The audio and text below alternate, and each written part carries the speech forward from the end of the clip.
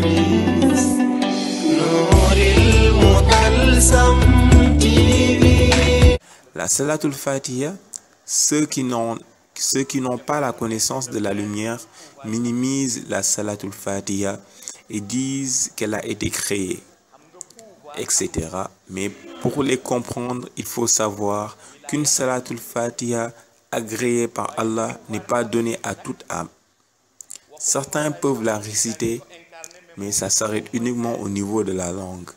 Le prophète sallallahu alayhi wa sallam a choisi sa propre salat dans le monde arabe.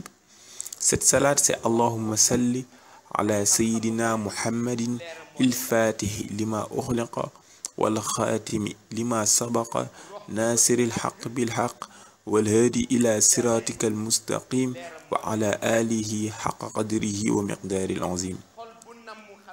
Ensuite, il a posé la question à savoir qui est capable de supporter la force de la lumière de cette salat et de la réciter pour lui, car toutes les âmes ne pouvaient le faire tellement que la lumière était intense et lourde. La Salatul Fatiha a été garantie puis allégée. Si on l'avait laissée telle qu'elle, avec la réalité avec laquelle elle est descendue, toute âme qui la récite exploserait à cause de sa lumière intense. C'est la raison pour laquelle les saints concurrençaient pour pouvoir la réciter. Certains d'entre eux ont commencé par dire Allahumma salli ala Sayyidina Muhammadin il-Fatih lima ughliqa. Ils se sont arrêtés. Ne pouvant plus continuer parce que leur souffle de lumière situé dans leur âme qui devait les aider à dire les paroles était épuisé. Toutes ces âmes ont essayé un par un jusqu'à ce que le prophète trouve son choix et le pointe du doigt.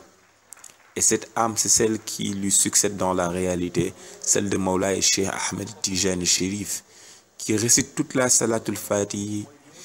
Et je ne te dis pas que son souffle était épuisé, mais qu'il n'avait même pas encore utilisé son souffle. Donc le prophète sallallahu alayhi wa sallam lui dit alors, c'est ton cadeau. Ainsi rassemble ceux à qui tu vas le donner. Nouril Mutalsam TV, la lumière salvatrice.